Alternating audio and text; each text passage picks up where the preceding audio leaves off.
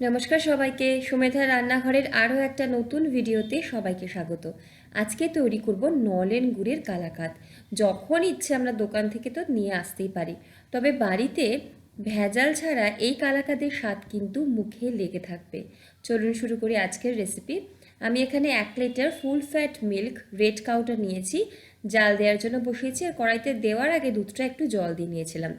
গ্যাসের flame medium to হাইতে রেখে স্প্যাচুলা বা হাতা দিয়ে নাড়াচাড়া করে দুধটাকে প্রথমে আমাদের একবার জাল দিয়ে নিতে হবে।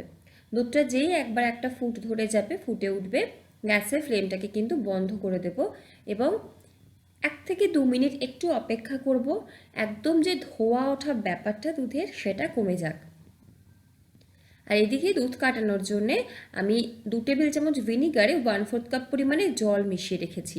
ভিনিগারের বদলে পাতিলেবুর রস ব্যবহার করতে পারেন, তবে ভিনিগারটা মোটামুটি সবসময় বাড়িতে অ্যাভেলেবেল থাকে সবার, তাই ভিনিগারটা দিয়েই করছি।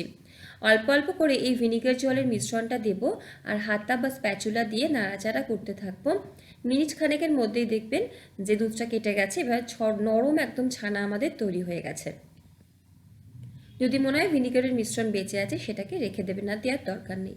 এবারে ছানাটাকে একটা স্ট্রেনার দিয়ে ছেঁকে নেব এবং জল দিয়ে 1 থেকে 2 বার একটু ধুয়ে নেব, যাতে ভিনিগারের যে স্মেলটা থাকে বা যে সেন্টটা থাকে, স্বাদটা থাকে, সেটা যেন চলে যায়। হালকা হাতে চেপে এক্সট্রা জলটা ঝরাতে দেবো এবং স্ট্রেনারের মধ্যেই রেখে দেবো ছানাটাকে। এবারে কালাকাঁদটা যেখানে সেট করব, প্লেট হতে পারে, আমি একটা কাচের পাত্র নিয়েছি, বা কেক টিনেও কিন্তু সেট করতে দিতে পারেন। অল্প একটু ঘি ব্রাশ করে নেব, যদি ইচ্ছা হয় একটা বাটার পেপার বা পার্চমেন্ট পেপার লাগিয়ে নিতে পারেন। এবারে কালাকাঁদ তৈরি করব। কড়াইতে দিয়ে দেবো 1/2 কাপ পরিমাণে জল। আর জলটা একটু যখন উষ্ণ হয়ে যাবে, গরম কিন্তু হতে দেব না, উষ্ণ হয়ে গেলে এখানে প্রায় 1/2 কাপের কাছাকাছি কিন্তু দিয়ে দিচ্ছি গুঁড়ো দুধ। বাড়িতে যে গুঁড়ো দুধটা আমরা চায়ের জন্য খাই, সেটাই দিচ্ছি। উষ্ণ দুধে গুঁড়ো দুধটা মেশাতে সুবিধে হবে। দুধ অনেক বেশি জলটা অনেক বেশি গরম হয়ে গেলে গুঁড়ো দুধটা তখন একটু দলা দলা পাকিয়ে যায়। ভালো মতো গুঁড়ো দুধ মিশিয়ে নিয়েছি। যদি মনে হয় গুঁড়ো দুধ দিয়ে করবেন না, সেক্ষেত্রে 1 লিটার ঘন দুধ নেবেন, নিয়ে ওটাকে ফুটিয়ে অর্ধেক করে নেবেন, একই রকমের স্বাদ আসবে। তবে গুঁড়ো দুধ দিয়ে করে দেখবেন, খেতে দারুণ হয়। যখন গুঁড়ো দুধের এই মিশ্রণটা ফুটে উঠবে, দিয়ে দেবো কিন্তু আমাদের তৈরি করে রাখা ছানাটা। গ্যাসের ফ্লেমটাকে মিডিয়াম টু লোতেই করে রাখবো আর অনবরত ভালো মতো ছানাটাকে, এই মিশ্রণটাকে ভালো মতো মেশাতে থাকবো। অনেক বেশি হাই ফ্লেমে করলে ছানার দানাগুলো অনেক বেশি বড় বড় হয়ে যাবে, সেক্ষেত্রে কালাকাঁদটা খেতে অত বেশি ভালো লাগবে না। মিডিয়াম টু লোতে রেখেই ভালো মতো মিশ্রণটাকে মেশাতে থাকবো আর সাইড দিয়ে যখন কোনো সর জমবে, সেটাকেও নিতে থাকবো। মিশ্রণটা একটু ঘন হয়ে গেলে দিয়ে দেবো নলেন গুড়। আমি এখানে প্রায় 3 টেবিল চামচ দিচ্ছি, মিষ্টিটা নিজেদের আন্দাজ অনুযায়ী দেবেন। ভালো মতো মেশাতে থাকবো, কিন্তু অনবরত স্প্যাচুলা ছাড়লে এই যে দানাগুলো আছে, এটা কিন্তু বড় হতে থাকবে। যে দানাগুলো আছে সেগুলো কিন্তু আমরা অনবরত মেশাতে থাকবো স্প্যাচুলা দিয়ে। এখানে আমি একটুখানি ঘি দিচ্ছি, একটু ঘি যথেষ্ট, এতে ফ্লেভারও ভালো দেয় আর কালাকাঁদটা খুব সুন্দর সেট হয়ে যায়। ভালো মতো মেশাতে মেশাতে ঘন করে নেব। গ্যাসের ফ্লেমটা এই সময় একদম লোতে করব।